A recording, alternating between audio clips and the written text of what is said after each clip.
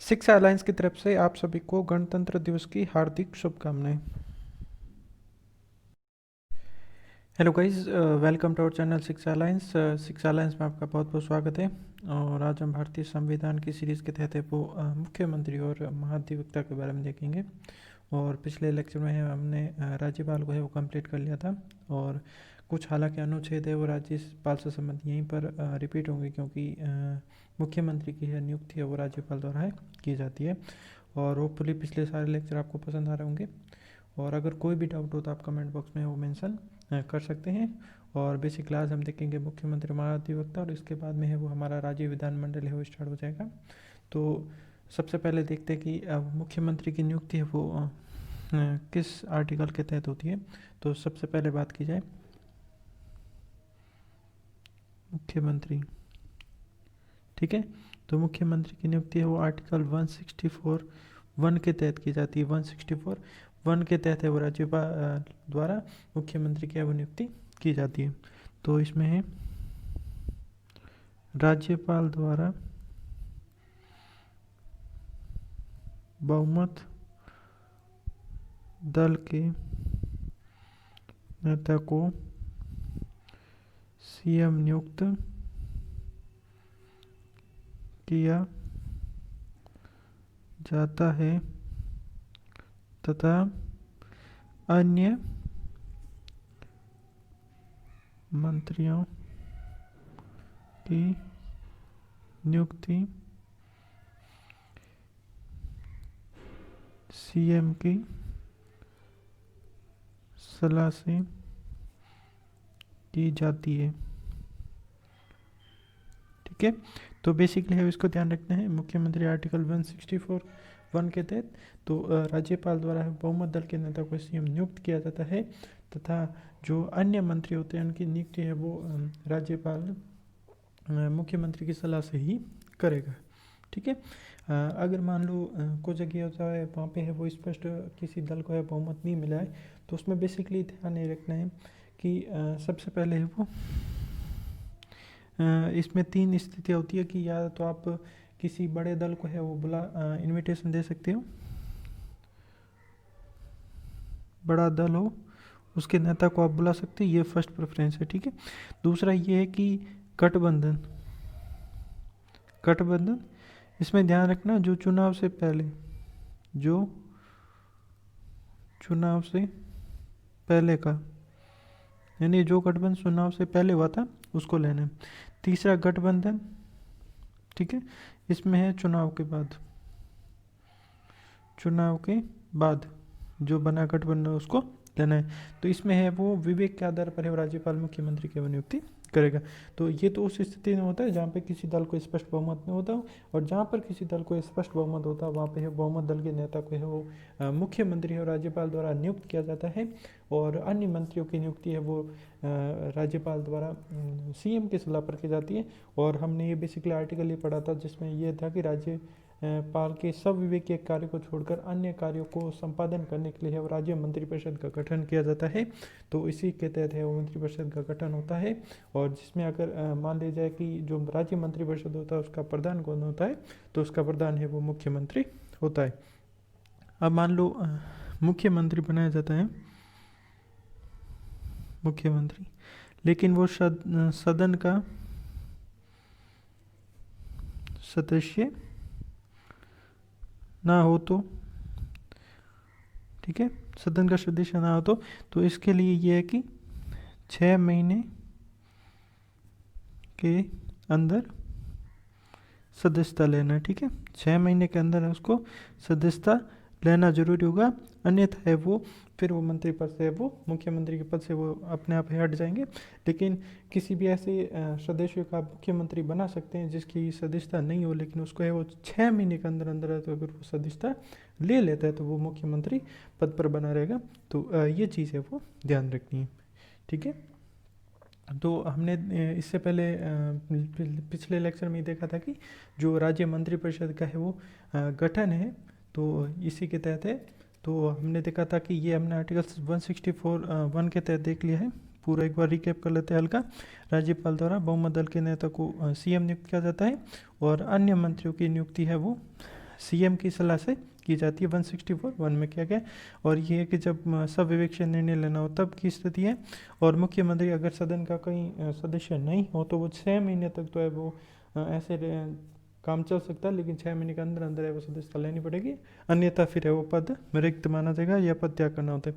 तो उसके बाद में देखते हैं कि मंत्रिपरिषद, ठीक है, जो हालांकि हमने लास्ट लेक्चर में देख ली थी। मंत्रिपरिषद आर्टिकल 163 के तहत होता है। राज्यपाल द्वारा है वो अपने कार्यों को संपादन करने के लिए। तो मंत्रिपरिषद, इसमें प्रधान कौन होता है, तो प्रधान है तो सीएम है, ठीक है। और ये सामूहिक उत्तरदायित्व, सामूहिक उत्तरदायित्व, तो सामूहिक उत्तरदायित्व की बात की जाए तो विधानसभा के प्रति है वो सामूहिक उत्तरदायित्व है, ठीक है। विधानसभा, सामूहिक उत्तरदायित्व, तो यहाँ पे हो जाएगा विधानसभा, ठीक है, विधानसभा के प्रति। और यहाँ पे एक चीज़ ये ध्यान रखना है कि अगर व्यक्तिगत उत्तरदायित्व भी आ सकता है, तो व्यक्तिगत उत्तरदायित्व होकर राज्यपाल के प्रसाद पर्यंत एवं मंत्री अपना पद धारण करते हैं, तो उसको है वो एक तरह से व्यक्तिगत उत्तरदायित्व हम मान सकते हैं। तो इस चीज़ का है वो ध्यान रखना। और सबसे इम्पोर्टेंट होता है ये आर्टिकल 167, ठीक है। और उससे पहले हम देख लेते हैं कि जो एक और हल्का से रिकैप कर लेते हैं कि जो हमने आर्टिकल 164 पढ़ा था, एक में तो हमने देख लिया था कि जो मुख्यमंत्री की नियुक्ति और अन्य मंत्रियों की नियुक्ति, और दूसरा वाला हल्का सा रिकैप कर लेते हैं। 164(2) में सामूहिक उत्तरदायित्व की बात की गई है, सामूहिक उत्तरदायित्व विधानसभा के प्रति। यहाँ पे विधानमंडल नहीं करना है, विधानसभा ही रखना है। 164(2) के तहत ये कहा गया, ठीक है। और 164(3) और 164(3) के तहत है वो शपथ का प्रावधान, ये चीज़ ध्यान रखना, शपथ का प्रावधान 164(3) के तहत है, ठीक है। अब देखते हैं 164(4). 164(4) में ये है कि जैसे हमने अभी बात की थी, 6 माह तक कोई भी व्यक्ति मंत्री बन सकता है, परंतु 6 माह के अंदर योग्यता जरूरी है, ठीक है। नहीं, उसको 6 माह के अंदर अंदर है वो योग्यता लेने जरूरी, अन्यथा वो पद है वो रिक्त माना जाएगा। 164(4) के तहत इसके बारे में बात की गई, ठीक है। आगे देखते हैं 164(5) के तहत। तो 5 के तहत है वो जो सीएम एंड जो अदर जो मंत्री होते हैं, मंत्रियों के वेतन भत्ते, वेतन भत्तों का निर्धारण, ठीक है, विधानमंडल द्वारा, वेतन भत्तों का निर्धारण विधानमंडल द्वारा। तो ये चीज़ का ध्यान रखना। 164(5) के तहत जो मुख्यमंत्री और अन्य मंत्रियों के है वो वेतन भत्तों का निर्धारण है वो राज्य विधानमंडल द्वारा किया जाएगा। इस चीज़ का वो मेंशन इसमें किया गया, इस चीज़ का वो ध्यान रखना है। और उसके बाद हम बेसिकली देखेंगे जो आर्टिकल मोस्ट इम्पॉर्टेंट है वो आर्टिकल है 167। 167 इसके तहत होता है, मान लो ये है मंत्रिपरिषद, ठीक है, और ये है राज्यपाल, और यहाँ पे आ जाएगा सीएम, ठीक है। तो यहाँ पे है वो सीएम है वो कड़ी के रूप में कार्य करता है, ठीक है, ध्यान रखना। यहाँ पे सीएम मंत्रिपरिषद से, और मंत्रिपरिषद से राज्यपाल को निर्णय की संबंधित सूचना, और राज्यपाल द्वारा कोई भी अगर सूचना मांगी जाती है तो उसका है वो इसी के तहत दी जाती है सूचना। और इसमें हम इसके 3 पार्ट कर लेंगे, किसके तहत है वो क्या सूचना दी जाती है, ठीक है। सबसे पहले 167(a) देख लेते हैं। इसमें के तहत ये होता है कि जो प्रशासनिक और विधायी कार्यों की सूचना, यानी मुख्यमंत्री द्वारा प्रशासनिक व विधायी शक्तियों की सूचना राज्यपाल को देना। ठीक है, तो ये है वो 161A के तहत बोला गया है कि जो मुख्यमंत्री द्वारा प्रशासनिक और विधेय शक्तियों की सूचना है वो राज्यपाल को देना, आर्टिकल 167A के तहत बात की गई। अब दूसरा ये कि जब राज्यपाल ये तो मुख्यमंत्री द्वारा नॉर्मली दी जाती है, लेकिन ये है कि 167B के तहत है वो राज्यपाल द्वारा मांगे जाने पर, ठीक है, राज्यपाल द्वारा मांगे जाने पर, तो इसका है वो 167B के तहत है। ठीक है, अब है 167C जो कि इम्पोर्टेंट है, इसका है वो ध्यान रखना है, 167C। ठीक है, 167C में ये है कि इसमें बात ये की गई थी कि यदि कोई मंत्री, ठीक है, मंत्री और उसने है वो विधेयक से संबंधित कुछ निर्णय ले लिया, विनिश्चय कर लिया हो और विचार, लेकिन संपूर्ण जो मंत्रिपरिषद है उसने विचार नहीं किया है, विधेयक है बेसिकली इसने है वो इसके बारे में निश्चय किया हो, ठीक है, और उसके बाद में है मंत्रिपरिषद ने इस पर ध्यान नहीं दिया है, तो है वो राज्यपाल इसके बारे में है वो ध्यान देने के लिए कह सकता है। तो ये आर्टिकल 167C के तहत आएगा, तो इसको है वो ध्यान रखना है। फिर राज्यपाल ये कहेगा कि इसको है वो मंत्रिपरिषद के वो सामने प्रस्तुत किया जाना चाहिए। तो ये है इसके बेसिकली कड़ी के रूप में कार्य करने का है वो, हमने इसको देखा था कि जो मंत्रिपरिषद और राज्यपाल के बीच में कड़ी का काम कौन करता है, तो मुख्यमंत्री। ठीक है, और उसके बाद में है वो ये मुख्यमंत्री से संबंधित कुछ महत्वपूर्ण प्रावधान थे। और अब हम देखेंगे महाधिवक्ता।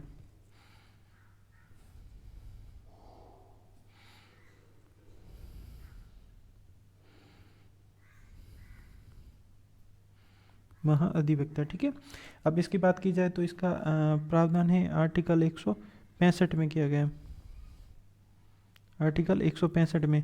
अब मान लो इसी के समक्ष जैसे 76 ये सेंटर में है जो कि महान्यायवादी के लिए, उसी तरह के वो ये राज्य का सर्वोच्च विधिक अधिकारी, राज्य का सर्वोच्च विधिक अधिकारी, राज्य का सर्वोच्च विधिक अधिकारी होता है जो महाधिवक्ता आर्टिकल 165 के तहत है वो नियुक्ति की जाती है। और नियुक्तिकर्ता कौन है, तो है वो नियुक्ति है वो राज्यपाल द्वारा की जाती है। ठीक है, नियुक्ति राज्यपाल द्वारा। और इसका है वो योग्यता, ठीक है, तो योग्यता में ये होता है कि जो हाई कोर्ट में न्यायाधीश बनने योग्य हो, ठीक है, हाई कोर्ट में न्यायाधीश बनने योग्य हो। और उसके बाद में अगर बात की जाए तो वो उसमें एक तो भारत का नागरिक है, ठीक है, एक तो नागरिक होना चाहिए। और उसके बाद में है वो 10 वर्ष तक न्यायिक पद, 10 वर्ष तक न्यायिक पद या जो 10 वर्ष तक है वो हाई कोर्ट में अधिवक्ता रहा हो, तो ये चीज़ का है वो ध्यान में रखना है। ठीक है, हाई कोर्ट में 10 वर्ष तक अधिवक्ता रहा हो। और इसमें बाद में ये ध्यान रखना है कि राज्यपाल के पश्चात पर्यंत है वो अपना पद धारण करता है। अब सबसे बड़ी चीज़ ये है आर्टिकल 177, यानी तो इसमें यह कि विधानमंडल, ठीक है, विधानमंडल बोल सकता है, बोलना, भाग लेना, ठीक है, ये दोनों तो है इसके पास, लेकिन वोटिंग ये नहीं है इसके पास, वोटिंग इसके पास नहीं है। तो इस चीज़ का ध्यान रखना कि वोट करने का इसका अधिकार, इसको अधिकार नहीं है, लेकिन बोलने और भाग लेने का अधिकार विधानमंडल में इसको पूरा है। ठीक है, तो ये चीज़ का ध्यान रखना। और सर्वोच्च विधिक अधिकारी राज्य में होता है, जैसे सेंट्रल में महान्यायवादी होता है उसी तरह राज्य में महाधिवक्ता होता है। ठीक है, प्लीज़ डू लाइक से सब्सक्राइब और यूट्यूब चैनल सिक्स अलायंस, और आप हमें इंस्टाग्राम पे फॉलो कर सकते हैं, फेसबुक पेज पे फॉलो कर सकते हैं और टेलीग्राम पे फॉलो कर सकते हैं। Thank you for watching.